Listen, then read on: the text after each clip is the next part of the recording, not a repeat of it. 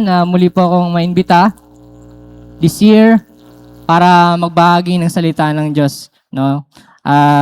Salamat dahil it's almost nakaraang taon pa ako nag-preach, no? And I present thank the Lord for this wonderful opportunity. So mga kapatid, magandang umaga po sa ating lahat. Nawa, ready na po tayong i-receive yung pagpapalang spiritual na inianda ng ating Panginoon sa araw na ito. Kaya, kunin na po natin ang ating mga Biblia. Buksan po natin sa 1 Corinthians chapter 10, verse 31. So, ang tema po natin, Tagalog ngayon. No? So, sisikapin ko pong mag-Tagalog. Yan, kasi last Sunday po ng buwan.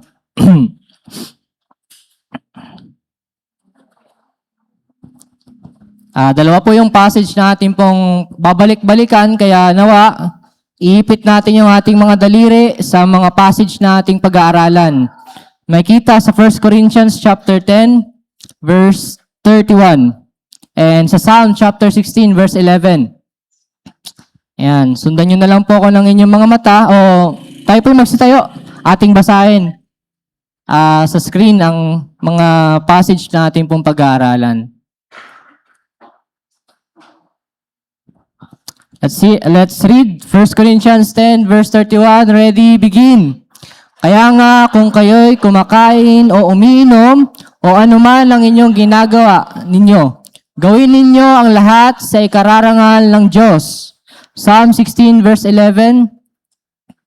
Ituturo mo ang landas na buhay, ang hantungan. Sa piling mo'y madarama ang lubos na kagalakan. Ang tulong mo'y nagdudulot ng ligayang walang hanggan. Tayo po yumuko at tayo mananalangin. Ama naming Diyos na dakila at makapangyarihan sa lahat, kami po, Ama, ay lubos na nagagalak at nagpupuri sa inyo sapagkat pinigyan niyo po muli kami ng pagkakataon, Panginoon, upang magtipon at upang makatagpo ng kalakasang espiritual at kalaguan, Panginoon, sa pamamagitan ng pag-aaral po ng inyong mga salita. Maraming salamat po, Diyos, sa pribilehiyo muli, Panginoon, na malaya po naming pagbubulay-bulayan ito upang nang sa gayon, Panginoon, kami po ay lumakad na kalugod-lugod sa inyong harapan. Sa aming pong pag-aaral, Ama, humingi po kami ng kapatawaran kung anuman po ang mga pagkakasalang aming nagawa sa inyo. Na hindi nawa ito, Lord, maging dahilan upang maging malabnaw ang inyong salita, Panginoon, na aming kakainin. Nawa ito'y magbigay ng panibagong sigla, Panginoon, sa aming buhay pananampalataya. At nawa, Lord, we pray na ang banal na Espiritu ang kumilos sa bawat isa, higit sa mga ngaral, Panginoon, na inyong gagamitin. Na nawa kayo lamang, Panginoon, ang maitaas at mabigyan ng mataas na kaluwalhatian at hindi po ang tagapagsalitang gagamitin. Purihin ka, O Diyos, sa umaga pong ito. Sa iyo nawa ang mataas na kapurihan at pasasalamat. Ito po ang aming mga panalangin na itinataas sa inyo sa dakila at makapangyarihang pangalan ng aming Panginoong Jesucristo na aming Diyos at tagapagligtas. Amen. Amen. Please take your seat po. Yan. So ang ating pag-aaralan ay medyo nahirapan po gawan ng outline sapagkat ito po ay patungkol sa Catechism. Yan. Sa Westminster Shorter Catechism, question number 1. At ang tema po ng ating sa buwan na ito, na ipinagkalob sa akin yung the goal of Christian life. The central goal of Christian life. At nakapokus po ang ating preaching sa Westminster Shorter Catechism, question number 1, na may tanong, na what is the chief end of men? What is the chief end of men? Ano ba ang pinakapangunahing layunin ng tao? Bakit siya nilikha ng Diyos? So yan po yung ating sasagutin at pag-aaralan, at bibigyan ng kasagutan ng Bible. At dito sa ating pag-aaral, mga kapatid, sa preaching natin, ang focus ng ating preaching ay hindi sa lahat ng tao, kundi sa mga believers lang, kaysa mga Kristiyano. Kaya ang title ng ating preaching ay what is the Christian life's greatest purpose? Dito umiikot yung ating preaching. And kaya ang title ng ating preaching, The Greatest Purpose of the Christian Life. Yan. The greatest purpose of the Christian life. So sabi dito sa Westminster Shorter Catechism, question number 1, what is the chief end of man? At ang sagot po dito, sinagot din ito ng Catechism ng Westminster, which is, the man's chief end is to glorify God and enjoy Him forever. Yan. Maraming tao ang nagtatanong, marahil natanong na ito sa inyong mga sarili, what is my purpose? Why am I here in this world? Ano ba ang aking layunin? Bakit ako pinanganak o bakit ako iniligtas ng Panginoon? Yan. O where can I find satisfaction? Saan ako matatagpuan ang tunay na kasiyahan o kakontentuhan? At sinagot po ito specifically ng Bible. Binigyan ng linaw, that your life is not random. Yan. And your purpose is not self-made. You were created para sa kaluwalhatian ng Diyos, and you were created to find joy in His presence. And ito pong dalawang ito, yung to glorify God and enjoy Him forever, ay pinagdugtong o pinag-reconcile, pinag-unite sa pamamagitan ng ating Panginoong Hesukristo. So, makikita po natin yan mamaya, mga kapatid, kung paano. Pero our calling as believers, mga kapatid, is to glorify God and enjoy Him forever. Sabi sa Psalm 105, verse 3, glory in His holy name. Let the heart of those who rejoice seek the Lord. Seek the Lord. Yan. So, please be ready po, mga kapatid, sapagkat napakahalaga ng preaching natin ngayon, and iniling ko po ang inyong atensyon sa pakikinig. Pagkat dito natin malalaman kung ano ba ang ating purpose, ba't tayo nandito sa mundo. At ba't ikaw at ako niligtas ng ating Panginoong Hesus. Yan. So our preaching idea, believers were created to live every moment for God's glory. And in doing so, we discover that our deepest joy is found in Christ alone. In Christ alone. Sa ating preaching, may tatlo po tayong mga katotohanan na makikita, And I want to give you the three purposes of the Christian life. Ang ating tatlong mahalagang purpose, sa makikita sa ating verse, kung ano ba ang purpose natin sa ating buhay Kristiyano. Yan. So number 1, at dito tayo dadako sa ating unang binasa ng mga talata kanina. 1 Corinthians chapter 10, verse 31, sabi dyan sa English, so whether you eat or whether you drink or whatever you do all for the glory of God. Ano po yung makikita natin dito? That we are commanded to live for God's glory. We are commanded to live for God's glory. Sa context po ng 1 Corinthians, si Apostol Pablo po ang nagsulat nito. At sinulat niya yung 2 liham na naka-address sa church ng Corinto. Sapagkat napakalaki ng problema ng pinagdadaanan ng Church of Corinth. Kaya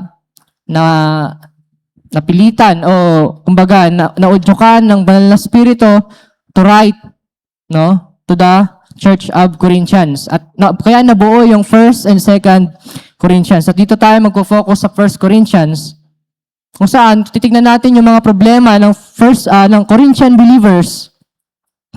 Meron silang pagkakabaha-bahagi, meron silang pride sa sarili nila. Yung iba gusto si Pablo lang, yung iba gusto si Peter, at yung iba naman gusto si Apollos. Yan. So yan yung mga problema sa church division, At marahil karaniwan na nararanasan talaga to ng simbahan, and it is because of pride, because of pride. Now, meron pa dong problema na mabasa natin, yung misuse of Christian freedom. Yung maling paggamit ng kalayaan ng mga believers. Na maraming mga Christian believers bumibisita sa templo ng mga Diyos-Diyosan at nakikikain doon na walang pakundangan ng mga inaalay sa Diyos-Diyosan. Hindi nila iniisip kung ano ang nakakabuti para sa kanilang kapatid. So, na-stumble yung mga mahihinang kapatid dahil doon. And you can see also the disorder sa worship. Yan. So, medyo magulo yung pagtitipon, yung worship ng mga Corinthian believers, pati sa Lord's table, no? Yung iba naglalasing sa Lord's table.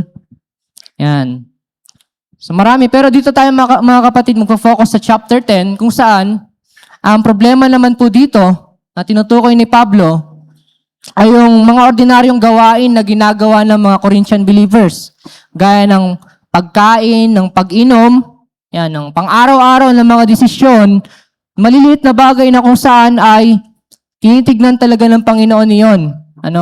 Big deal yun sa Panginoon sapagkat hindi ito nagbibigay ng kaluwalhatian sa Diyos. Kaya sinulat ni Pablo yung verse 31.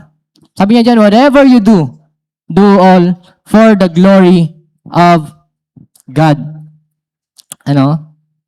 So dito, sa ating passage na pag-aaralan, makita natin yung word dyan na whatever you do. Whatever you do. At dito, included lahat ng mga bagay, maliit man or malaki, sa ating buhay. Yan. Include the small routines, the unnoticed parts of our life. Pang-araw-araw natin na pamumuhay, sa pribado man o sa pampubliko, nakikita ng mga kapatiran or hindi. Sabi diyan, we are commanded to do all for the glory of God. It is a command. It is a command. Ito ay utos, hindi po suggestion. Okay? And what does it mean to glorify God? Paano naman natin maluluwalhati ang Diyos? Glorify God means to honor Him. Yan. To reflect His character and to make Him known in our life. And pati sa mga daily routines natin, sa maliliit na mga bagay na ginagawa natin, we must always consider kung ito nga ba ay nakakaluwalhati sa Diyos. It is not a suggestion, but it is a command. And failure to do it, we sin against God. Nagkakasala tayo sa Diyos, and may temporal na kabayaran or consequence kapag tayo ay nagkakasala sa ating Diyos. Yan. Let us open our Bible to Colossians chapter 3, verse 17. Sabi diyan, and whatever you do, whether in word or in deed, do it all in the name of the Lord Jesus, giving thanks to the Father through Him. Ito po ay sinulat ni Pablo naman sa mga Colossians na may similarity sa sinulat niya dito sa mga Corinthian believers. Kung saan ang command niya na sinasabi, do it all to honor Christ and to glorify God. Kung ano man ang iyong mga ginagawa in word, sa pananalita, in deed, sa mga gawa, sa pagkain o sa maliliit man na mga bagay. Do it all for the glory of God. So ingatan nawa natin mga kapatid yung ating mga testimony.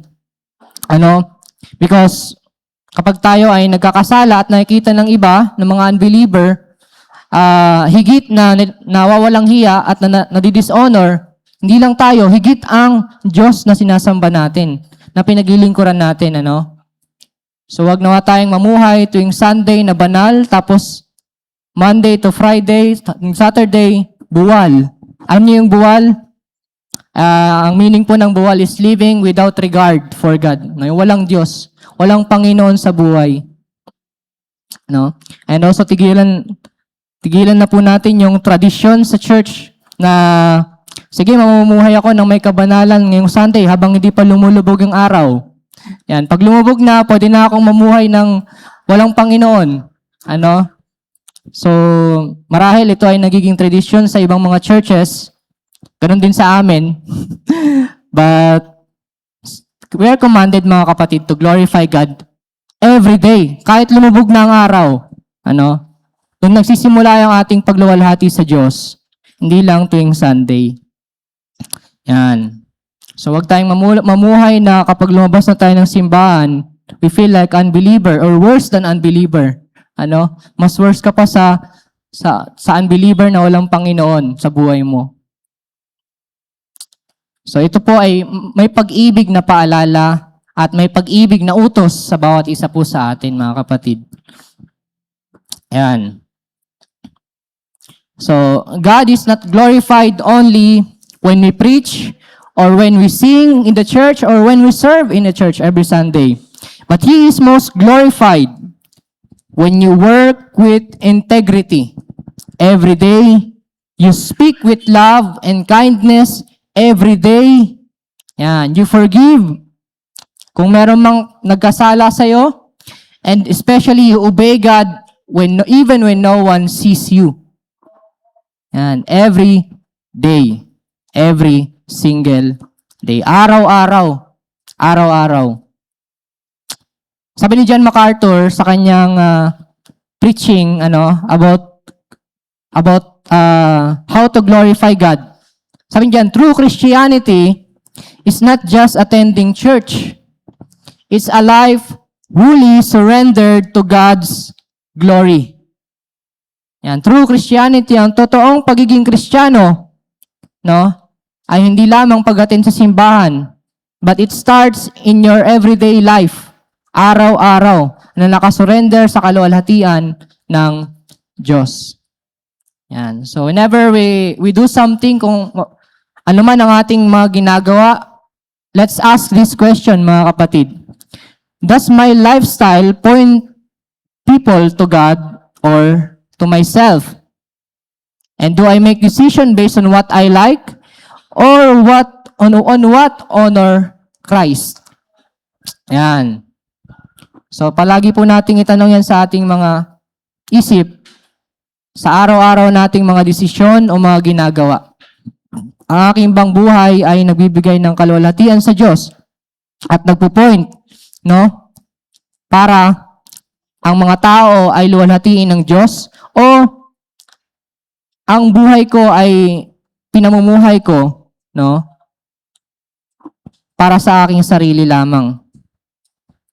Because we are not living on our own. Hindi na po tayo nabubuhay sa ating sarili, mga kapatid. Binili na tayo ng ating Panginoong Hesus para mamuhay sa Kanya.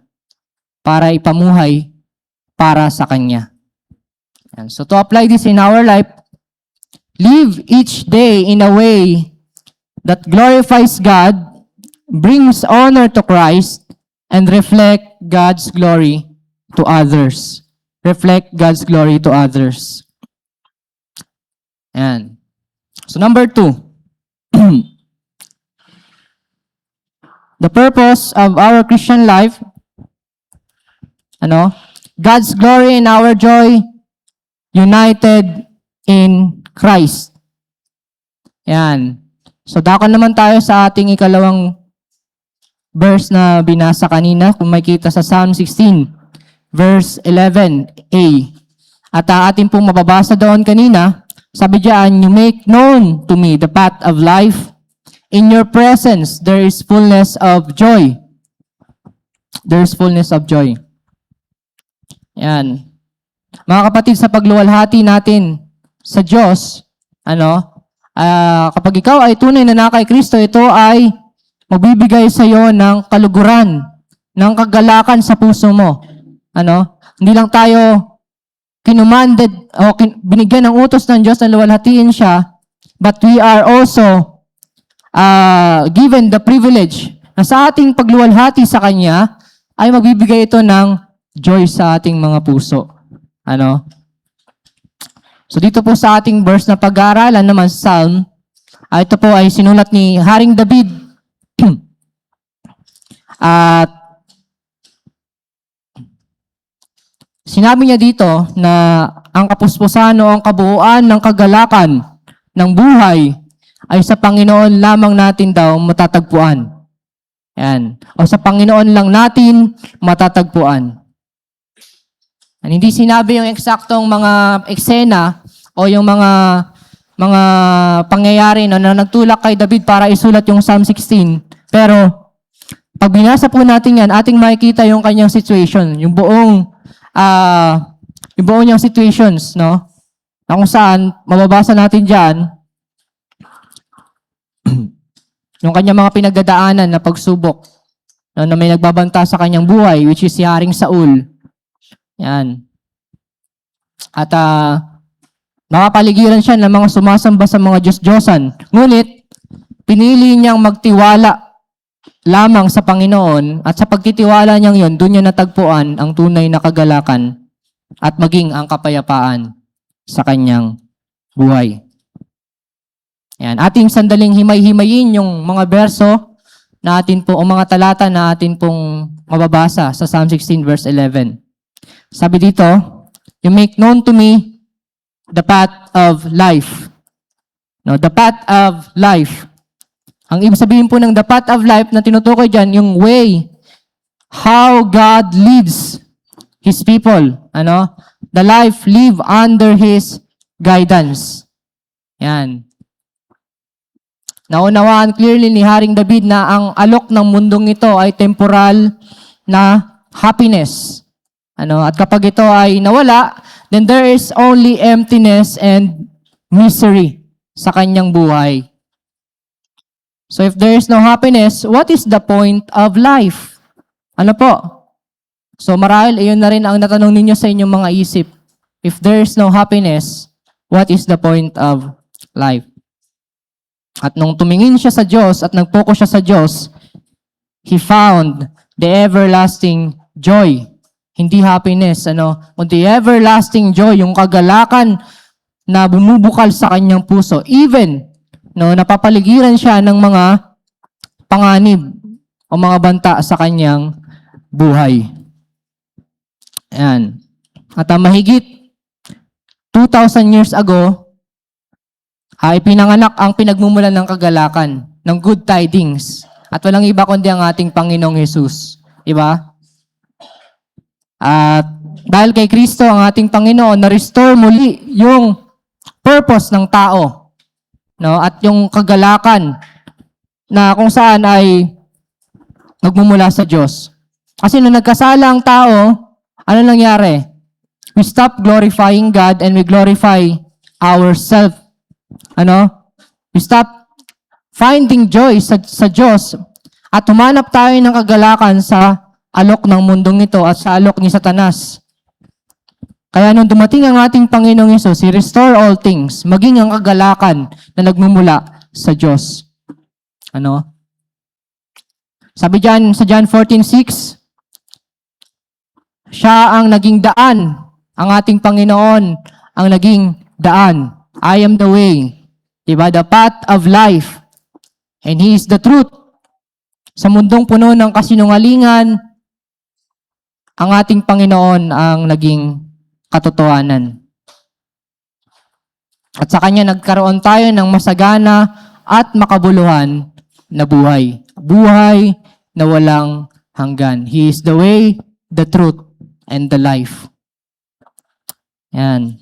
And 1 Peter chapter 3 verse 18, mababasa rin natin dyan, na for Christ also suffered for sins once for all time, the just for the unjust.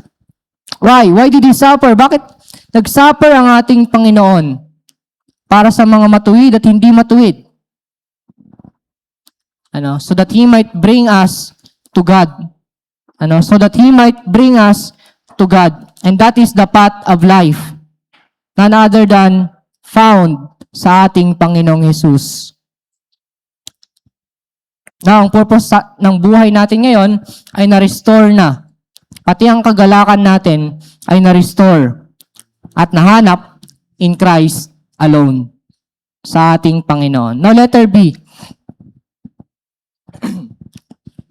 Sabi sa verse, you make known to me the path of life, and in your presence there is fullness of joy. Fullness of joy. So sabi daw dito, sa presensya daw ng Panginoon, ito yung hindi lang po merely blessing ito na nanggagaling sa Diyos, kundi yung personal talaga na relasyon sa Diyos. In His presence. Ano? Yung fellowship natin sa Panginoon. Ano ang makikita natin? There is fullness of joy. Where joy is filled to the brim and lacks nothing. Lacks nothing. Lacks nothing. Kasi ang puso ng tao, mga kapatid, ay talaga namang naghahanap talaga ng happiness, ng kagalakan. Wala naman po dito na ang goal niya sa taong ito ay maging malungkot. Wala naman po. So, ayun po ang gusto hanapin ng puso ng tao, kagalakan. Kaya tayo naghahanap ng partner in life para maging masaya, di ba? Kaya tayo kumakain sa mga masasarap na restaurants to find joy, to find satisfaction. Pero kahit pa ganun mga kapatid, at tinuturo po ng Bible na this world cannot fill us. Hindi kayang punuan ng ating puso, yung ating puso ng mga bagay dito sa mundong ito. Kahit yung pinakamasamang tao na nabuhay sa mundong ito, hinahanap ang kagalakan o ang kasiyahan at some point in his life. Let us look at the life of King Solomon. Yan, King Solomon. Lahat na nasa kanya. Karangyaan, kasikatan. Yan. Pera, wala po siyang pera. Pero meron siya limpak-limpak na ginto. Yan. Babae, we have 1,000 wives, 700 princesses o asawa, tapos 300 concubines. Mas ang dami pa niyang anak, to the point na hindi nasinulat sa Bible kung ilan.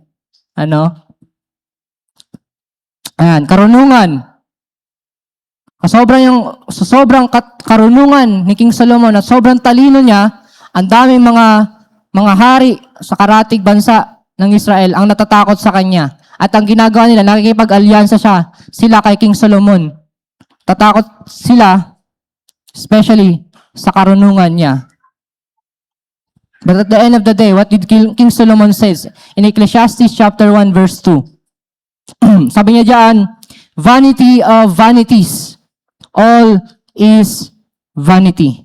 O sa ibang translation, meaningless, meaningless, meaningless. Diba? Nakita natin yung redundancy na kung saan sa Bible, kapag inuulit-ulit yung word, binibigyan ng emphasis, yung meaning nun, which is meaningless. Meaningless. Life without God at the center is empty and meaningless.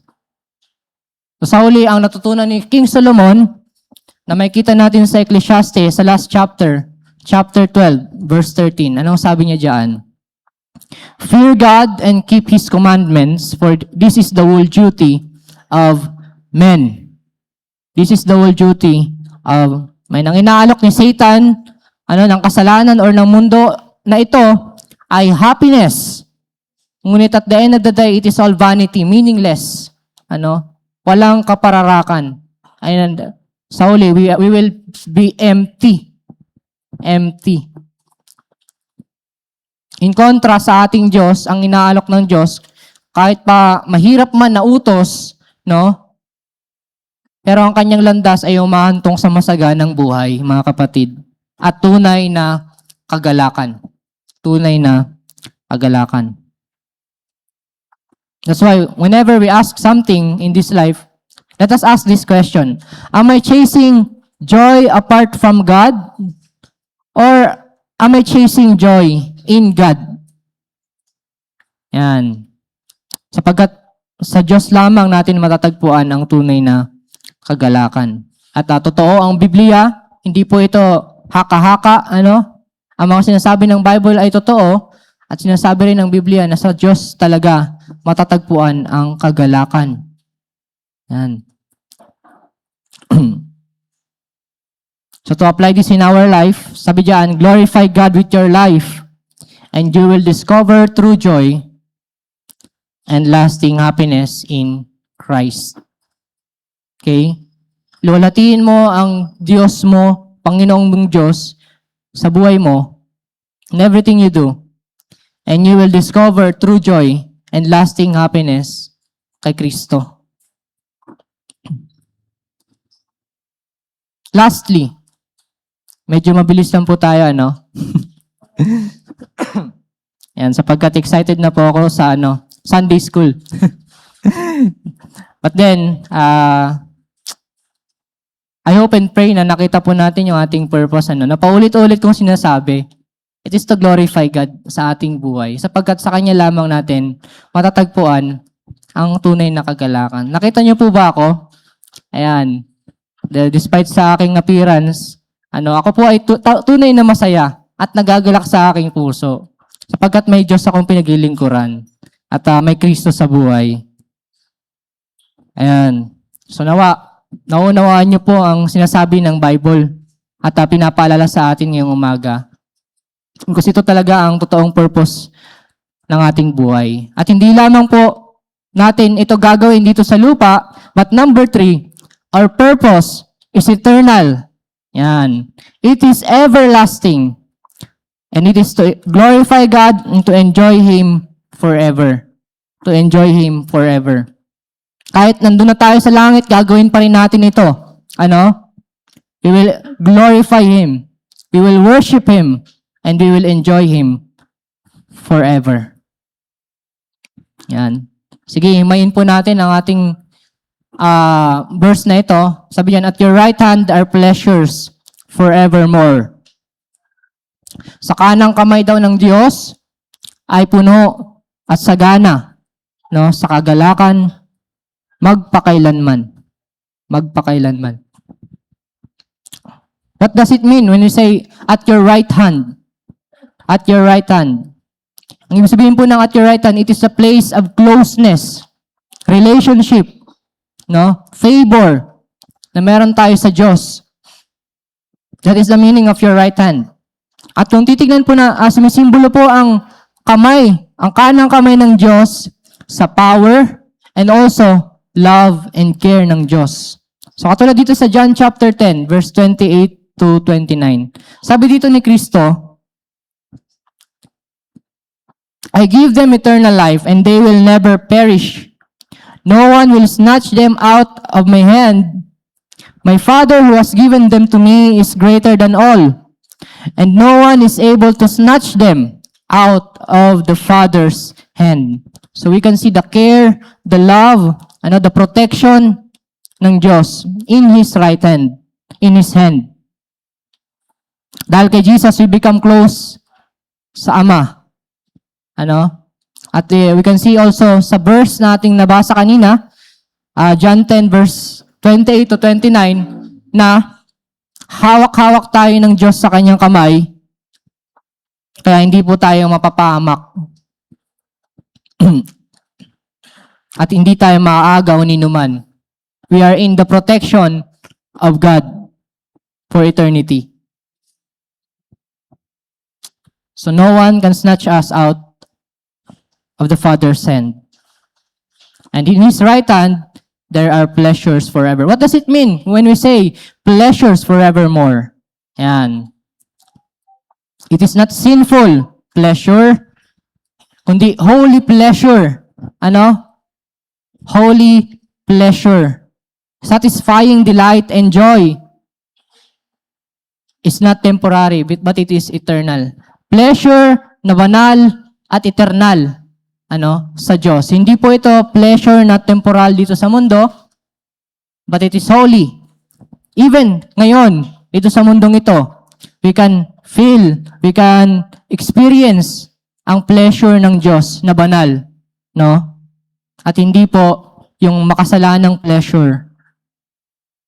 And ito po ay maglalast kailan? For eternity. Everlasting. Everlasting. Kaya ito mga kapatid, yung dahilan why we love Christ.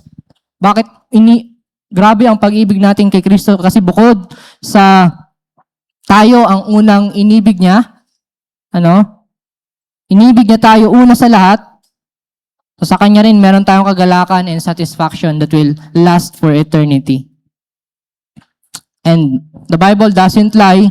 Ito talaga ay matatanggap natin. Ano? Kaya ito rin ang dahilan. Kaya yung mga Kristiyano, even if they are persecuted and even killed, no, pinupugutan ng ulo, ano pa, kinakatay, binubugbog, kinukulong, they count it all as joy to suffer for Christ. Why? Because of this truth, mga kapatid, of this truth. And I hope na nakita natin that even kung tayo man din ay gawan ng ganito, bugbugin para kay Kristo, we will count it all as joy to suffer for Christ. Because it is worth it to suffer sa Panginoon.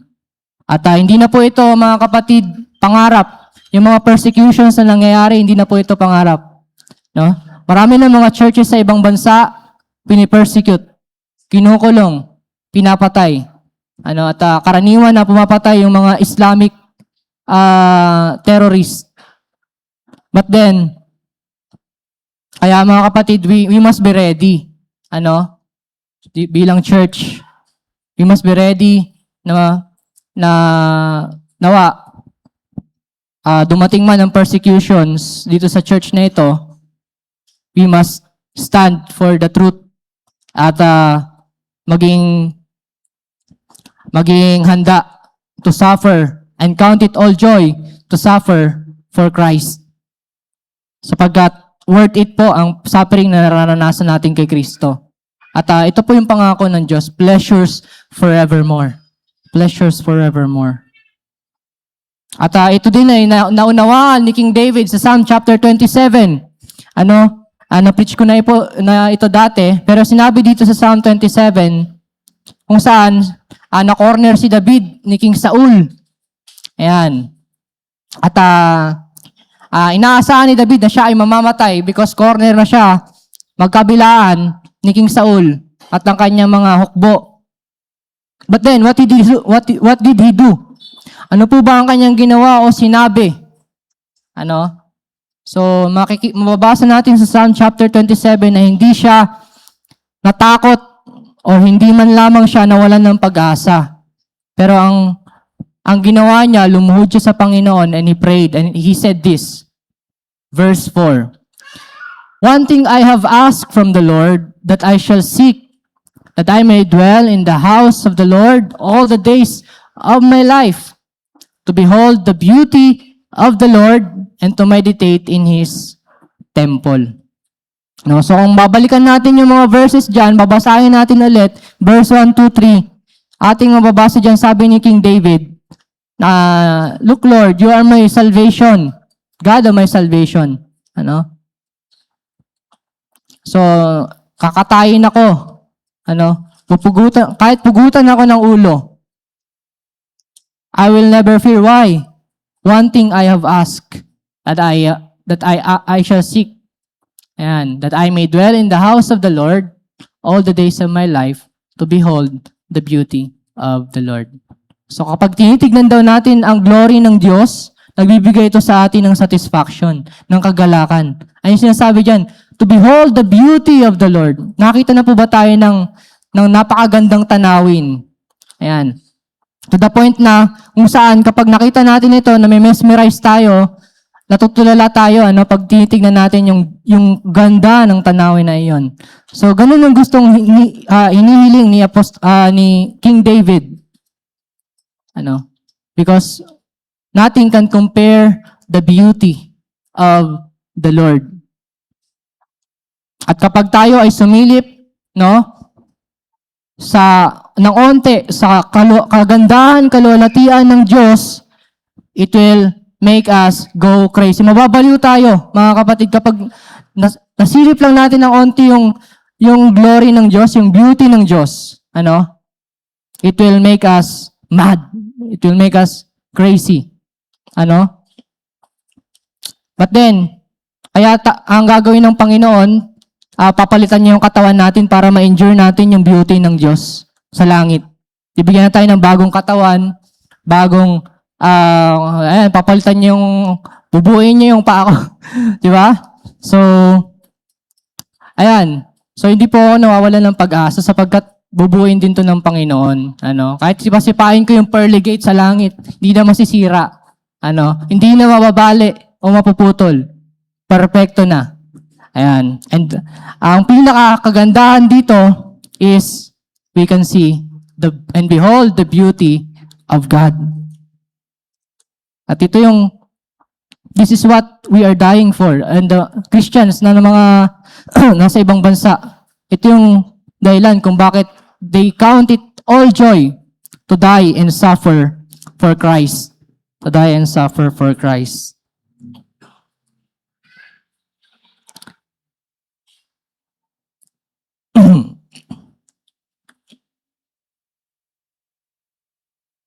Yan, sabi dito, earthly joy, ang makamundong kagalakan ay maglalaho, mababali at eventually mawawala. But kay Kristo, there are pleasures forevermore. Ang heaven ay tinawag na heaven because God is there. Hindi tinawag ang langit kasi napakaganda ng tanawin. No. Tinawag ang langit na langit, heaven ay heaven because the presence of God is there. Yan.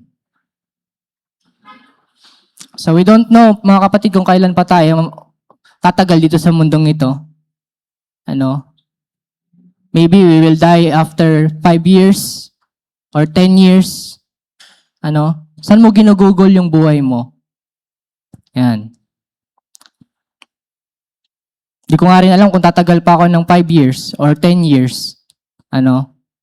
Because sabi daw nila kapag may tama daw yung lungs ng cancer, ang tinatagal niya is 5 years. At yun nga yung nangyari sa akin. May kalat kasi yung lungs ko. Kaya ako naoperahan. But then, present thank the Lord kasi 4 years na. Ayan, 4 years na ako na nabubuhay sa ganitong klase. It is worth it, mga kapatid. It is worth it to live for Christ. And to die for Christ is also gain. It is worth it. Papasalamat ako sa Panginoon sapagkat yung remaining life ko na pinagkaloob ng Diyos ay nagagamit ko para sa kanyang kaluwalhatian. And I hope you too, mga kapatid. Kayo rin po sana. Because it is our greatest purpose na mamuhay para sa kaluwalhatian ng Diyos. At hindi po ito, mga kapatid, kawalan sa atin sapagkat sa ating pamumuhay sa kaluwalhatian ng Diyos, makakatagpo tayo ng kagalakan na nagbubukal, everlasting. Even if we die, we will have joy sa langit na. At it is eternal. Eternal. So to apply this, mga kapatid, don't chase happiness in the world. Walk with God, remain in His presence, and live in the hope of the joy we have in Him that never ends. Live in the joy we have in Him that never ends. It is worth it to die for Christ. It is worth it to suffer. It is worth it to glorify Him in our life.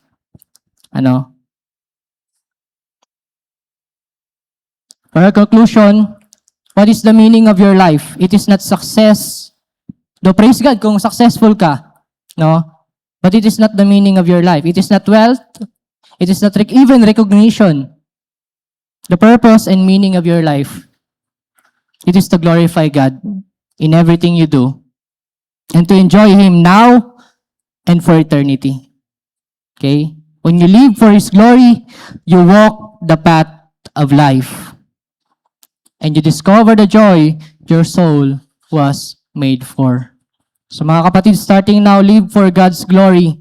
In everything you do, and enjoy His presence. Because this is our eternal purpose bilang mga Kristiyano. We don't live for ourselves, we live to glorify God and honor Christ in our life. Let's pray.